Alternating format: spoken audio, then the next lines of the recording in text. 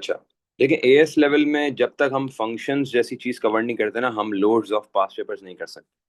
Functions हर चीज में add हुआ है। फंक्शंस और एरेज जो है ना, वो दोनों हर चीज में लिंक्ड हुए हैं। फंक्शन एरेज के साथ भी मिलके आता है, फंक्शन लूप्स के साथ भी मिलके आता है, फंक्शन फ्लो चार्ट्स के साथ भी मिलके आता है, फंक्शन अलग अलग टाइप के एरर डिटेक्शन के साथ मिलके आता है, और बहुत सारे इस तरह के क्वेश्चंस के साथ मिलके आता है। तो फंक्शन जब हम कंप्लीट कर लेंगे ना पूरा, उसकी दोनों टाइप्स कर लेंगे, तो फिर हम लगेगा हाँ अब हमारे पास वैरायटी ऑफ सर क्वेश्चंस हो कोई गए। वेटिंग रूम है? मैं देख लेता हूँ। अभी आपने देखा है कि हम रिस्ट्रिक्टेड हैं। हम बहुत रिस्ट्रिक्टेड हैं सवाल करते हुए, क्योंकि हमारे पास वो वैरायटी ऑफ क्वेश्चंस अभी हम नहीं कवर कर पा रहे। वजह यही है कि अभी हमने सिर्फ एरिस तक कवर की है चीज़ें। और आपने अगर पेज घुमा के पास पेपर्स को देखा हो, वैसे देखा करो, एक आदत बनाओ कि क्वेश्चंस को गो थ्रू क्या करोगे भाई। अभी हम कहाँ खड़े हुए हैं, हम हमसे कितने सवाल हो रहे हैं। तो वो सारे सवाल ना, वो उसमें आप एक चीज देखोगे, फंक्शन प्रोसीजर्स बहुत सारे थे। इवन टेबल वाले जो क्वेश्चन है ना, सिंपल सिंपल फर्स्ट पेज वाले, छोटे छोटे टेबल वाले, they all require question functions. तो हमें मेक श्योर करना है कि एकदम फंक्शंस कंप्लीट हो जाए ना, फिर वो स्ट्रक्चर चार्ट से भी लिंक हो जाएगा। तो हम इसके बाद जो हम स्ट्रक्चर चार्ट, जिसका मैंने आपको बताया था ओ लेवल्स में इसको स्ट्रक्चर डायग्राम बोलते थे, वो इससे भी लिंक हो जाएगा ये वाला। सही चले, तो वही हम ओ लेवल्स के कॉन्सेप्ट से लेके आगे बढ़ेंगे। फंक्शंस किस चीज को बोलते हैं गाइस? What are functions? जी, सब रूटीन्स। सर जो ब्लॉक ऑफ क्या कोड नाम? होते हैं जो रिपीट हो सकते हैं बार बार। ठीक है, Sir, a Short block of codes. code that can Short. repeat. ठीक है, परफॉर्म स्पेसिफिक टास्क्स। ठीक है, बेहतरीन। दे आर सब routines that perform. Iterative tasks. Iterative भी है, हो सकते हैं, और स्पेसिफिक भी कह सकते हैं। स्पेसिफिक टास्क, क्योंकि ज़रूरी नहीं है कि हर वो टास्क आइटरेट करे, हो सकता है एक बार भी चले। स्पेसिफिक टास्क, ठीक है। और सब रूटीन्स का मतलब आप लोगों को ऑलरेडी पता है, फिर बता देता हूँ। सब रूटीन्स का मतलब क्या होता है भाई? शॉर्ट कोड्स को सब रूटीन्स कहते हैं, और ऐसा कोई कोड जिसके अंदर कोई टास्क परफॉर्म हो रहा है उसको सब रूटीन बोलते हैं, ठीक है। या ब्लॉक ऑफ कोड भी कह सकते हो उसको। Okay, they can be repeated, ठीक है। इसको हम रिपीट कर सकते हैं बार बार, repeated in the code, in the program. इनकी खासियत ये है कि हम इसको रिपीटेडली चला सकते हैं, ठीक है। अच्छा, इसके बाद हमारे पास अगला आता है पॉइंट, दे इंक्लूड। क्या इंक्लूड करते हैं ये? They include Parameters. Parameters in their header. ये अपने हेडर में पैरामीटर्स इंक्लूड करते हैं। हेडर का मतलब होता है फर्स्ट लाइन। जब फंक्शन बनता है ना, तो उसके पहली लाइन उसको हेडर बोलते हैं। पैरामीटर्स किस चीज़ को कहते हैं? पैरामीटर्स बेसिकली हम कहते हैं वेरिएबल्स को जो कि फंक्शन में पास होते हैं, variables passed in the function, ठीक है। पैरामीटर्स वो वेरिएबल को बोलते हैं जो फंक्शन में पास्ड होते हैं, ठीक है। Variables that are passed in the function are known as parameters. अच्छा, इसके बाद हमारे पास आता है इसकी एक खासियत कि ये क्या करते हैं, दे रिटर्न अ वैल्यू। ये वैल्यू को रिटर्न करते हैं। क्या मतलब है रिटर्न करते हैं? मतलब हम नॉर्मली अपने कोड्स में वर्ड यूज करते हैं आउटपुट का, हम अपने कोड में वर्ड यूज करते हैं आउटपुट का, लेकिन when it comes to function हम आउटपुट का वर्ड यूज नहीं करेंगे।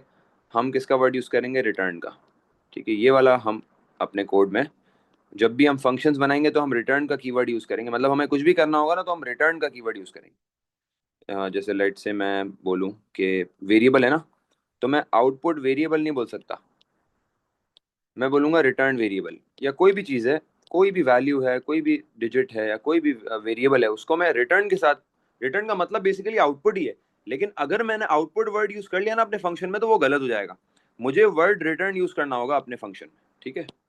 अच्छा, मुझे बताएं, मेरी आवाज़ बिल्कुल स्मूथ है, क्लियर आ रही है? जी सर, ये क्लियर। सर। Yes, sir. बेहतरीन। ओके, अब इसके कुछ फायदे भी डिस्कस कर लेते हैं भाई, कि फंक्शंस यूज करने से मुझे क्या फायदे मिलेंगे। What am I getting when I am using a function? तो फंक्शन मेक्स कोड सिंपलर, ठीक है। दे मेक्स प्रोग्राम या फिर कोड सिंपल या simpler and easier to understand, ठीक है।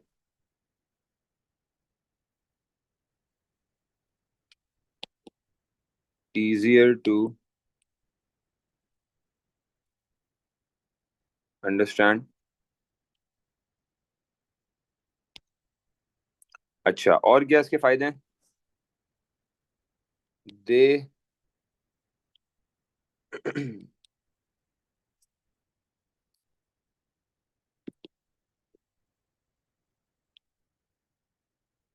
shortens the program.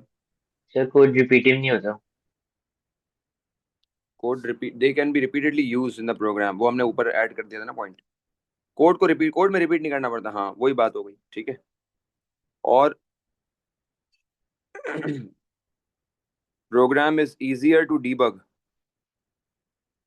easier to debug, ये क्या होता है? What is the meaning of debug, guys? Errors को सॉल्व करना। एरर्स को फाइंड करना प्रोग्राम के अंदर। सही है। सर ये बोल सकते हैं कि they can be called anywhere in the program, They can be called anywhere, हाँ ये भी हो सकता है। Multiple times. Multiple times, repeatedly, वो तो हमने बात बोल दिया। अच्छा, debug means finding and solving errors, ठीक है। debug बेसिकली पूरे प्रोसेस को बोलते हैं, ठीक है। और एक तो ये हमने कुछ, हाँ बोले, कह रहे हैं कुछ? उसमें एक और भी तो एडवांटेज है ना कि लेट्स से कोई और प्रोग्रामर अगर हमारा कोड पढ़ेगा तो उसको भी आसानी होगी इसको फर्दर मेंटेन करने के लिए। हाँ ये भी हो सकता है, the program is easier to maintain, ठीक है। तो ये वो फिर उसमें आ जाता है ना, मेंटेनेंस पे डीबगिंग में आ जाती है, कोई एरर, कुछ चेंजेस, कुछ भी करना होता है। अच्छा, ये सब हमने डिस्कशन कर ली, अब हम आ जाते हैं टाइप्स। तो हमारे पास दो टाइप्स हैं फंक्शन की, ये आप ऑलरेडी ओ लेवल्स में ये बात आपने सीखी थी, और हम आज पहली वाली टाइप को डिटेल में डिस्कस कर रहे हैं, that is user defined functions, ठीक है। यूजर डिफाइंड फंक्शंस किस चीज को बोलते हैं? यूजर डिफाइंड फंक्शंस कौन से होते हैं? यूजर डिफाइंड फंक्शन ऐसे फंक्शंस जो कि कौन क्रिएट करता है? दे आर रिटन या फिर स्लैश डिफाइंड बाय द, कौन डिफाइन करता है या कौन राइट करता है इसको? जी भाई, यूजर। सही है। और यूजर जब तक राइट ना करे वो कॉल नहीं कर सकता। They can only be called after they are written, after they are defined. तो वो डिफाइन होने से पहले तो कॉल कर ही नहीं सकते ना, सवाल ही पैदा नहीं होता भाई, एक चीज बनी नहीं है, आप कैसे उसको बुलाओगे, ठीक है ना। तो कॉलिंग का भी एक पॉइंट ऊपर वैसे ऐड कर देते हैं यहाँ पे कि दे कैन बी, ताकि आपको मकसद समझ में आया जाए, they can be called anywhere in the program, ठीक है। कहीं पे भी हम प्रोग्राम में इनको कॉल कर सकते हैं। कॉल करने का मतलब क्या है कि हमने फंक्शन बनाया, पूरा प्रोसेस बनाया, और अपनी वैल्यू देके उसको कॉल करवा रहे हैं, मतलब उसको रन कर रहे हैं। एक जनरल सा फॉर्मूला बना लिया और हम अपनी मर्जी की वैल्यू देके उस फॉर्मूला को रन कर रहे हैं, एक तरह से एक फंक्शन को रन कर रहे हैं अपनी वैल्यूज के अकॉर्डिंगली, समझ रहे हो? जनरल फॉर्मूला बना लिया और उस जनरल फॉर्मूला को अपनी वैल्यू, स्पेसिफिक वैल्यू देके उसको रन कर रहे हैं प्रोग्राम में, कहीं पे भी, कभी भी। अच्छा भाई, क्या होता है, किस तरह होता है, क्या लॉजिक है, अभी डिस्कस करते हैं। सबसे पहले इसका देखते हैं सिंटैक्स। इसका सिंटैक्स क्या है भाई? इसका सिंटैक्स ये है कि आप जब भी फंक्शन बनाओगे, बहुत सारी चीजें इसके अंदर इंपॉर्टेंट होती हैं जो आपको पता होनी चाहिए। तो आप पहले फंक्शन लिखते हो कैपिटल में, ऐसा ही है, सबसे पहले कैपिटल में फंक्शन लिखते हो। इसके बाद क्या लिखते हो आप? फंक्शन का नेम लिखते हो। सबसे पहले फंक्शन लिखते हो, फिर फंक्शन का नेम लिखते हो। फंक्शन नेम के बाद आप ब्रैकेट बनाते हो, ब्रैकेट में क्या लिखते हो? याद है किसी को या भूल गए? पैरामीटर, पैरामीटर और उसकी टाइप लिखते हैं उसके कॉलन के पैरामीटर आगे। कोलन और उसकी डेटा टाइप लिखते हो।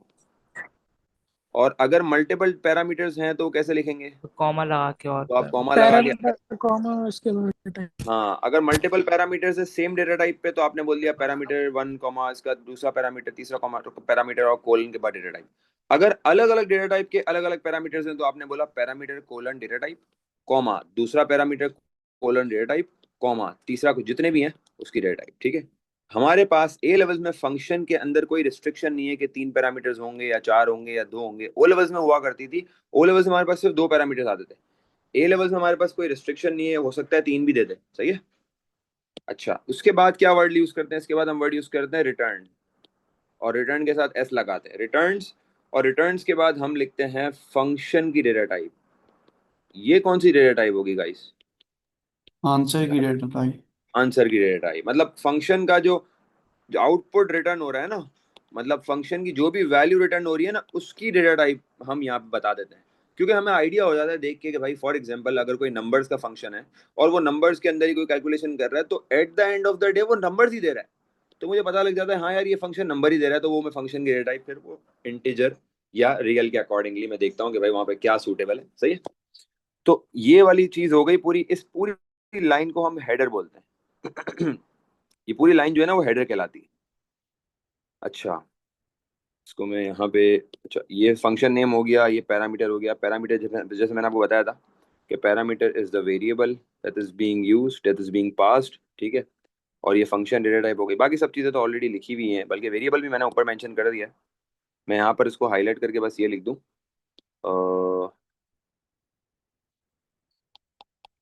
ये हेडर है। सही है, फंक्शन हेडर, ताकि आपको भी याद रहे कि भाई पहली लाइन को हम हेडर बोलते हैं। ठीक हो गया, अंदर वाले को पैरामीटर बोलते हैं। चलो, अब फंक्शन में जो भी मैंने काम करवाना है वो मैं आप काम करवाऊंगा, मतलब डिक्लेरेशन XYZ जो भी मुझे काम करवाना है ना,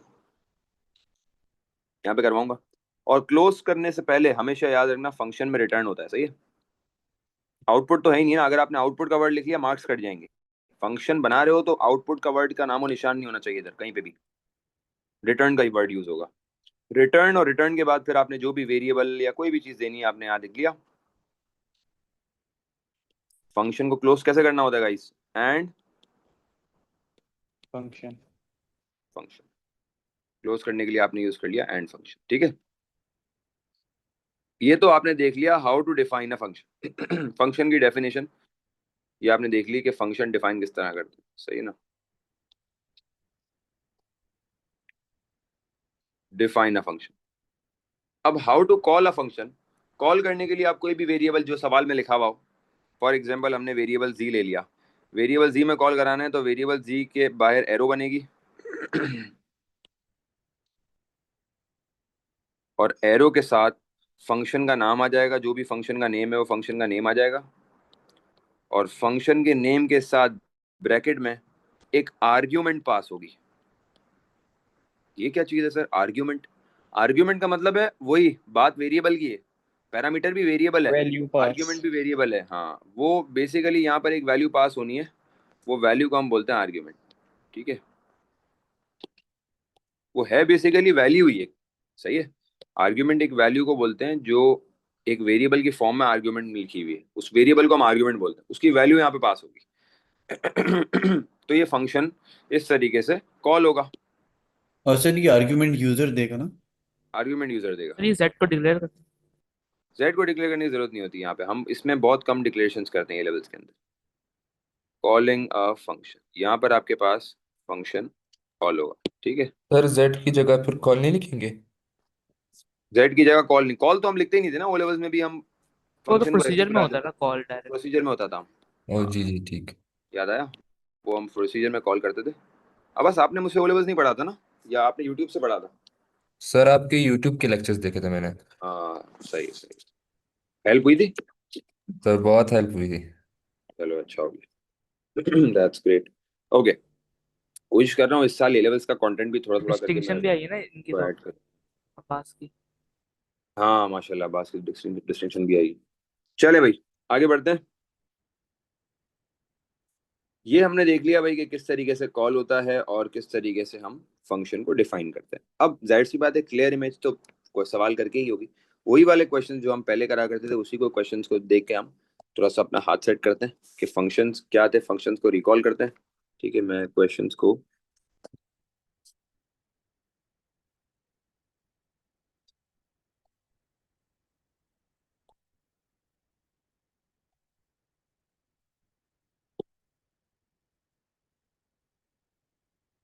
चलें, ये आपके सामने एक आ गया सवाल, आपको शायद लग रहा होगा ओ लेवल्स वाले क्वेश्चन हैं, आहिस्ता आहिस्ता बदलते जाएंगे ये क्वेश्चन जब हम थोड़ा सा डिफिकल्टी लेवल की तरफ जाएंगे ना। क्रिएट अ फंक्शन, फंक्शन का नाम है एरिया और फंक्शन का नाम है area that takes length and breadth as parameters and return the area of rectangle. सही है, वो लेंथ और ब्रेथ पैरामीटर्स में ले रहा है और एरिया ऑफ रेक्टेंगल रिटर्न कर रहा है। Call the function using two input values as measurement 1 and measurement 2। सही है। दो वैल्यूज से हमें फंक्शन को कॉल करना है, एक मेजरमेंट 1 के नाम से, एक मेजरमेंट 2 के नाम से। ठीक है, चलो।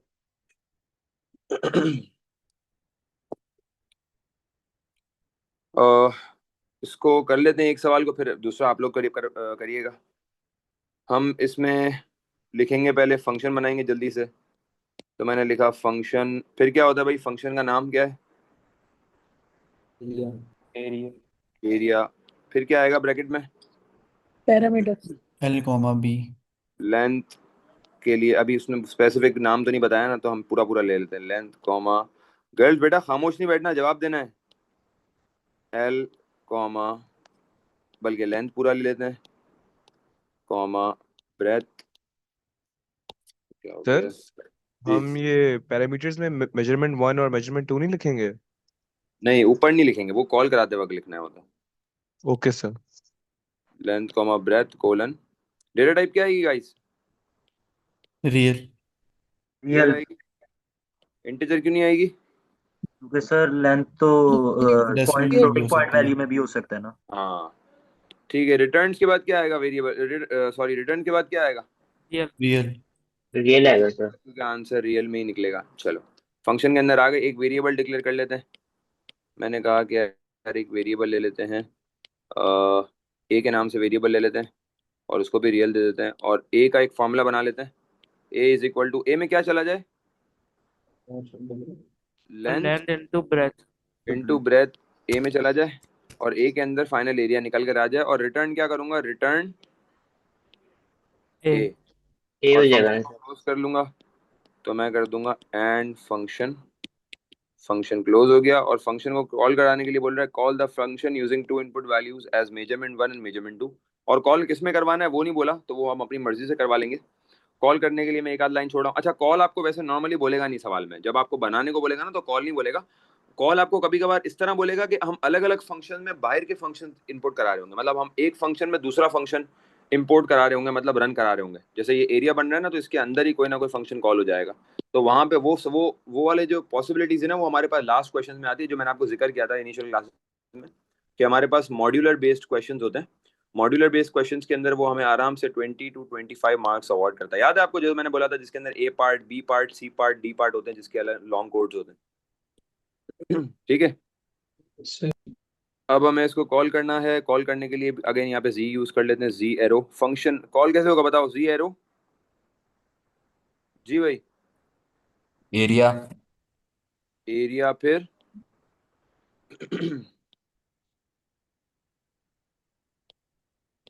मेजरमेंट 1 कॉमा, जी भाई क्या आएगा?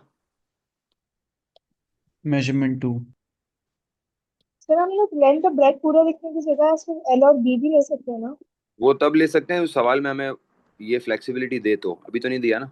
अगर वो दे गया फ्लेक्सिबिलिटी तो हम ले सकते हैं। सही है? ओके। ठीक है भाई, कोई सवाल इसमें है तो पूछ लें।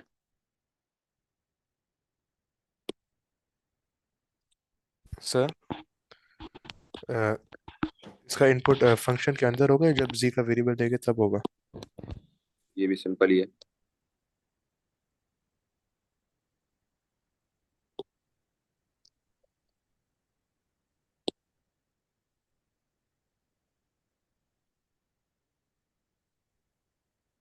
चलो भाई, ये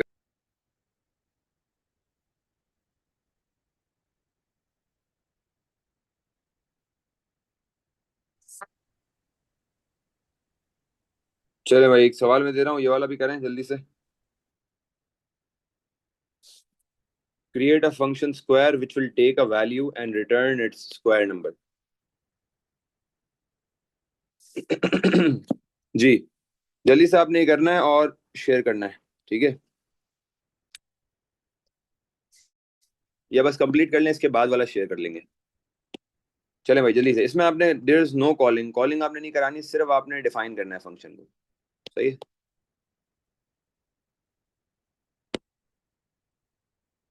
हाँ, एक थोड़ी सी देर के लिए इंटरनेट ग्लिच आया था आई थिंक।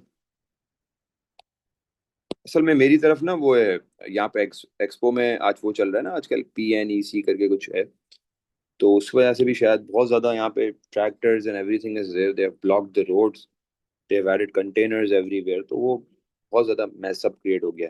कारसास के रोड धुल रहे हैं, वैसे रोडों को कोई पूछता नहीं है, रोड धो रहे हैं यार, इधर रोड ही नहीं है, और जो रोड हैं वो धुल रहे हैं।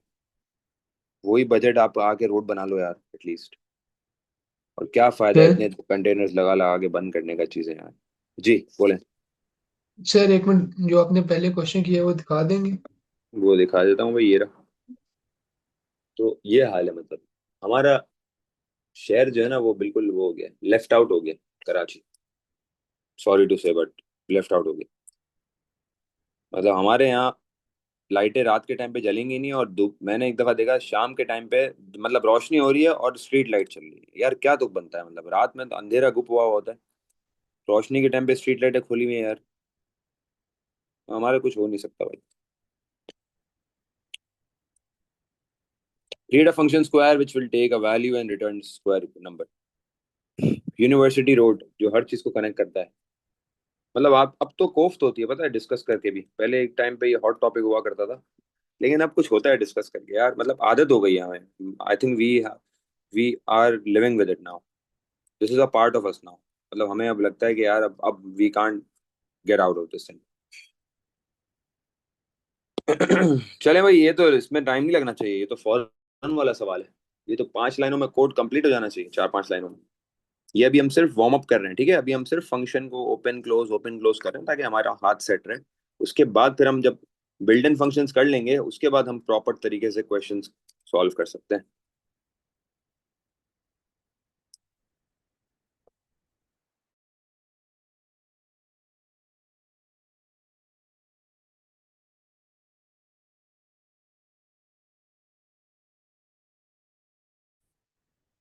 जी भाई, हो गया कंप्लीट सबका? जी सर। जी सर हो गया। जी भाई, अदर्स गर्ल्स आप लोग का हो गया? Haniya, Arshiya, Anika, Mavin, yes sir. Yes sir, send कर दिया। फान, अनस। चलें, इसको भेज दिए। चलें, इसके बाद वाला कह रहा था भेजने को, चलें भेज दिए। मनाहिल, फातिमा, रेहान, रोहिब, सानिया, इब्राहिम, मुजम्मिल। जी सर, हो गया।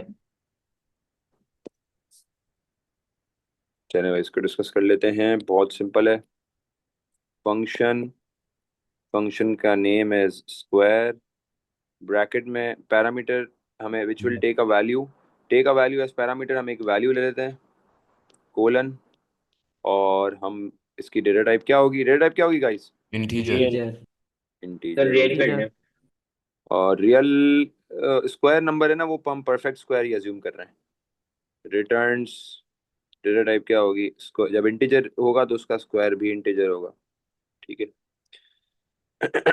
वो आपको क्वेश्चन में क्लियर करेगा, अभी तो मैंने क्वेश्चन में क्लियर नहीं किया हुआ, लेकिन वो क्वेश्चन में क्लियर करेगा कि वो बेसिकली एग्जैक्टली वो है क्या चीज़, रियल है या इंटीजर है, वो क्या चीज़ है। सही है। अच्छा, अंदर आए, मैंने एक वेरिएबल डिक्लेयर कर लिया एस के नाम से, एस कोलन इंटीजर, और एस में फॉर्मूला बना लिया। क्या बोलेंगे? S is equal to S is equals to number multiply by number, So वो value value multiply power by 2. Value. Value multiply by value होगा सर। सही है। और रिटर्न कर देंगे एस को, एंड फंक्शन। और एंड फंक्शन कर देंगे। ठीक है, चलो अब एक और सवाल कर लेते हैं। अच्छा सर, वैसे अगर इसमें हमने रियल लिया तो मार्क्स तो नहीं कटेंगे ना? क्या ले लिया अगर? अगर रियल ली तो नहीं नहीं, डाटा टाइप। वो तो मार्क्स से कटेंगे, वो सवाल में और ऑब्वियस होगा कि आपने क्या लेना है स्पेसिफिकली। अ फंक्शन जिसका नाम है equal takes two values as parameters, ठीक है? और रिटर्न करेगा ट्रू वैल्यू रिटर्न करेगा if they are same, else return false. चलें भाई, इसको कर लें जल्दी से।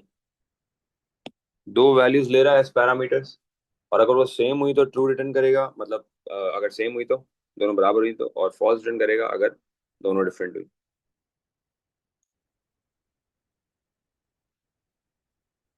सर सर ये अज्यूम कर सकते हैं कि वो दोनों वैल्यूज इंटीजर हैं? हाँ वो इंटीजर ही है, वो integer,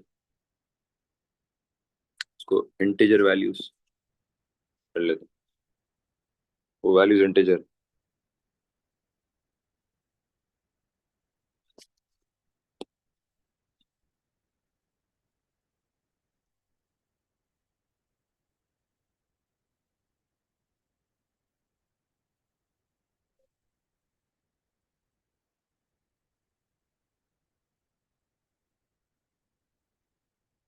Guys, just complete this question and share your answer in the group.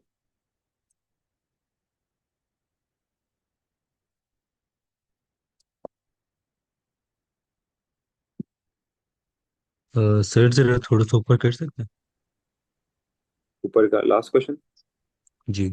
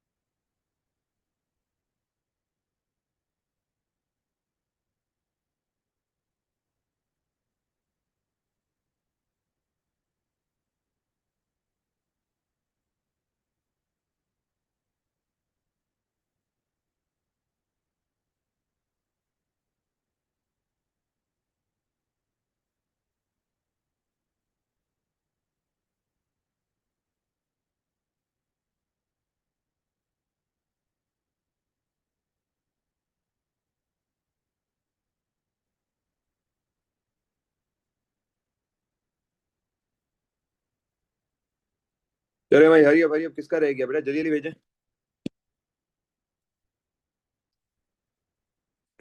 अच्छा भाई, चलो भाई सॉल्व करते हैं अब इसको।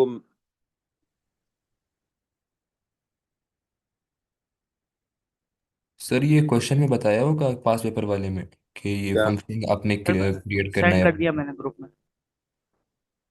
हाँ बताया होगा। ठीक ओके है भाई। फंक्शन का नाम इक्वल, क्या पूछ रहे हैं, क्या बताया होगा? सर, द वर्ड फंक्शन के आपने यहाँ पर फंक्शन लगाना है। मतलब समझा नहीं। जैसे कि अगर आपने लिखा है ना, create a function equals takes two values of हाँ एज, हाँ ये लिखा होगा या नहीं लिखा होगा? हाँ हाँ, पूरा पूरा सारी डिटेल देगा, सारी डिटेल अभी करेंगे ना सवाल। फंक्शन फंक्शन के सवाल तब करेंगे जब बिल्ट इन कर लेंगे, बिल्ट इन करके फिर हम हमें पास पेपर्स ही करने हैं अच्छे खासे टाइम तक। Okay sir. फंक्शन इक्वल, और दो पैरामीटर दे देते हैं इसमें, वेल वन दे देते हैं, कॉमा वेल टू दे देते हैं, वो आपकी मर्जी, आप कुछ भी दे दें, ठीक है। मेजोरिटीज ने सही किया भाई, सॉल्यूशन सही किया भाई। कोलन, और इसको हम कर लेते हैं इंटीजर कर लें या इसमें रियल कर लें, भले नंबर्स दिए कुछ भी हो सकता है। रिटर्न्स, क्या रिटर्न होगा? बूलियन। रिटर्न्स बूलियन होगा। एक दो बच्चों ने इंटीजर यहाँ पे किया हुआ है, ये इसको सही कर लें क्योंकि बूलियन वैल्यू रिटर्न हो रही है। ट्रू और फॉल्स का मतलब है वैल्यू रिटर्न बूलियन होगी, तो ठीक है। स्ट्रिंग नहीं कर सकते, जैसे खुद ही स्ट्रिंग में रिटर्न ट्रू करके लिख दें? नहीं नहीं नहीं नहीं नहीं, स्ट्रिंग में थोड़ी, ट्रू फॉल्स तो हमेशा बूलियन में आता है, ठीक है। अब डायरेक्ट इसमें तो एक्स्ट्रा वेरिएबल लगाने की जरूरत नहीं है ना। हमने बोला भाई इफ वेल वन बराबर है वेल टू के, अच्छा पैरा उसमें वेरिएबल के अंदर भी कुछ स्पेसिंग करनी नहीं है, बिल्कुल भी सही है। मतलब वेरिएबल के बीच में लाइंस में कोई थोड़ा सा भी स्पेस नहीं छोड़ना। वेरिएबल के बीच में जैसे अक्सर लोग क्या करते हैं, न्यूमेरिक से पहले स्पेस छोड़ देते हैं, बिल्कुल एक साथ लिखना है वेरिएबल का नाम। अगर दोनों बराबर हैं तो क्या करें, देन रिटर्न, देखो डायरेक्ट भी कर सकते हो, देन रिटर्न ट्रू, या फिर आप फ्लैग वेरिएबल भी लेके कर सकते हो। सर मैंने एक अलग से वेरिएबल बनाया था रिजल्ट के हाँ नाम से, कोई उसको सेट मसला करवा कोई, दिया था मैंने। सही है, पर बेहतरीन मैंने है। शुरू में क्या था, डिक्लेयर सेम और फिर बूलियन और फिर सेम को फॉल्स कर दिया। ठीक है, वैसे भी कर हाँ ऐसे सकते हो। ऐसे ही किया था मैंने इसे। एंड इफ, और हाँ ऐसे भी कर सकते, सही है। ये लोग क्या कह रहे हैं, ये लोग कह रहे हैं कि हमने एक बूलियन वेरिएबल्स ले लिए यहाँ पे, और उसको फॉर एग्जांपल मैंने अगर फ्लैग लिया फॉर एग्जांपल और फ्लैग को वैल्यू दे दी फॉल्स, और देन के अंदर यहाँ पर रिटर्न फ्लैग की जगह कर दिया flag is equal to true, और नीचे वाली यहाँ पे इस जगह पे कर दिया flag is equal to false, और उसके बाद फिर बाहर निकल के एंड इफ करके रिटर्न फ्लैग कर दिया। ऐसा ही है? जी सर ऐसे ही किया था। Yes sir. ठीक है, तो ऑटोमेटिकली ट्रू होगा तो ट्रू रिटर्न कर देगा, फॉल्स होगा तो फॉल्स रिटर्न कर देगा। बात एक ही है बेटा। जो रह गया फॉरवर्ड करो जल्दी जल्दी बेटा। क्या हुआ? फॉरवर्ड करो। अब मुझे वापसी नाम लेने पड़ेंगे कि जिसने नहीं भेजे। जल्दी भेजो, जल्दी भेजो। And I am serious in this, you have to submit the homework at any cost. मतलब नेक्स्ट क्लास से पहले अब 12 बजे की डेडलाइन नहीं रखूंगा मैं, अब डेडलाइन रखूंगा 9 बजे की, बस बंद। 9 बजे की डेडलाइन, बस बंद। अब क्लास के अंदर जो होगा क्लास में होगा, और फिर क्लास में लेनी नहीं दूंगा। ठीक है? कितनी देर लगती है यार 2-3 सवाल करने में, 2 पेजेस 3 पेज, और कोई मुश्किल ऐसे सवाल तो देता भी नहीं हूँ कि मैं 1-1 घंटा गुजर जाए कि हो ना। वही क्वेश्चन होते हैं जो रिलेटेड होते हैं। ठीक है, तो ये हमारा हो गया क्लियर। यूजर डिफाइंड के क्वेश्चन हमने देख लिए हैं, और इसके अंदर हम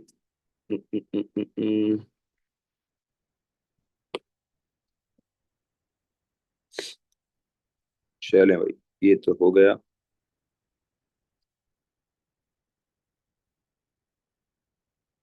अच्छा, एक चीज होती है फंक्शन में, वो मैं आपके आगे जाके स्ट्रक्चर डायग्राम पढ़ेंगे तो वहां पे स्ट्रक्चर चार्ट, सॉरी, वो पढ़ेंगे ना।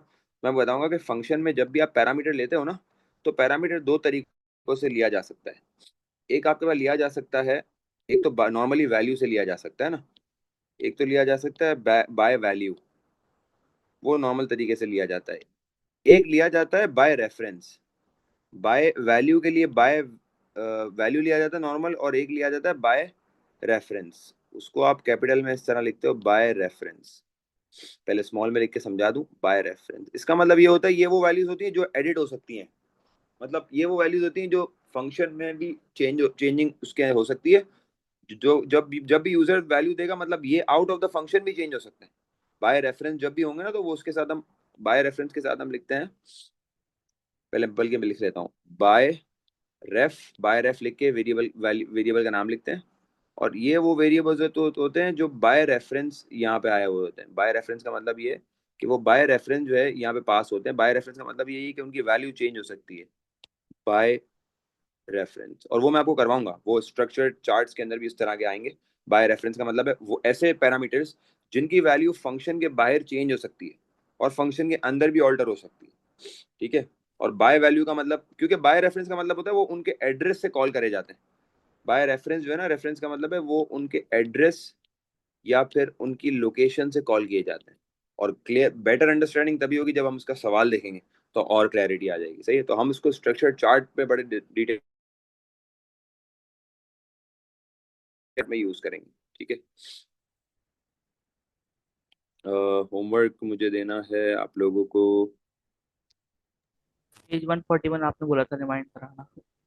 हाँ 140 नहीं, 141 फिर वो बता रहे ना कि कर लिया है। 141 और 140 ये कर लिया है ना हमने क्लास में। अच्छा, मुझे क्वेश्चन देना था।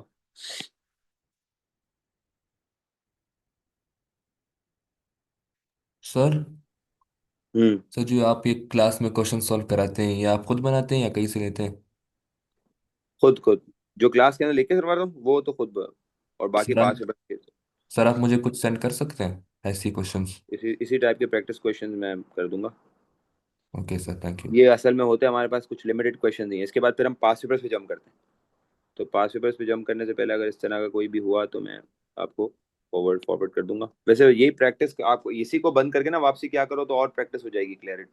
इसके बाद फिर हम क्योंकि पास पेपर वाले सवाल करेंगे। Okay sir.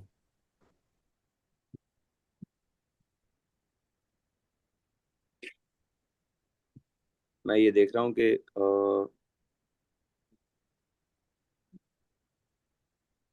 ये सवाल अभी हो सकता है without doing building functions. Sir global और लोकल वेरिएबल में क्या फर्क होता है? ग्लोबल लोकल वेरिएबल, उसका भी मैं अभी आपको नेक्स्ट कोर्स में बिल्ट इन फंक्शंस करके जब हम उस पर आएंगे ना, तो मैं आपको उसका डिफरेंस बताऊंगा कि भाई ग्लोबल और लोकल वेरिएबल्स, एक छोटा सा ही डिफरेंस है इसमें। अगर मैं आपको अभी भी बता दूं तो ग्लोबल वेरिएबल में इतना सा डिफरेंस है कि ग्लोबल वेरिएबल वो होते हैं जो फंक्शन के बाहर डिक्लेयर होते हैं, मतलब वो दे आर ऑलरेडी डिक्लेयर्ड, यहाँ पर होते हैं ग्लोबल। ग्लोबल वेरिएबल्स आपके पास ऑलरेडी डिक्लेयर्ड होते हैं। ग्लोबल वेरिएबल भी हो सकता है, ग्लोबल एरे भी हो सकता है, ये ऑलरेडी डिक्लेयर्ड होता है, सही है, उसको डिक्लेयर करने की जरूरत नहीं होती। और लोकल वो होते हैं जो किसी फंक्शन या प्रोसीजर के अंदर आते हैं, ठीक है। वो बेटर हम जब प्रोसीजर्स भी कंप्लीट कर लेंगे ना, तो वहाँ पे मैं आपको एक उसके सवाल भी हैं इस तरह इस टाइप के, तो वहाँ पे आपको वापस क्लियर करूंगा कि जब हम किसी वेरिएबल को फंक्शन या प्रोसीजर के अंदर डिक्लेयर करें ना, तो वो लोकल हो जाता है। जैसे ये वाला, ये देखो, ये जो ए है ना, ये क्या है मुझे बताओ, ए ग्लोबल है लोकल है?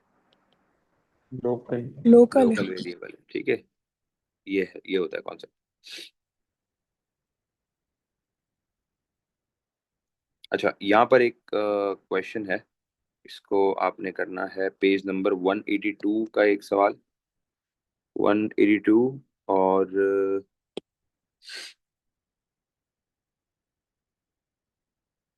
120, पेज नंबर 182 120, यहाँ पे लिख भी देता हूँ मैं। जिनके पास अभी तक नोट्स नहीं है बेटा, फौरन नोट्स मंगवा लें। पेज 182 एंड, और कौन सा बताया मैंने, 182 और 120 बोला आपने। 120, यहाँ से। सर पिक्चर भी शेयर कर दीजिएगा, मेरे पास नोट्स नहीं है। ओए होए, चलो मैं कर देता हूँ।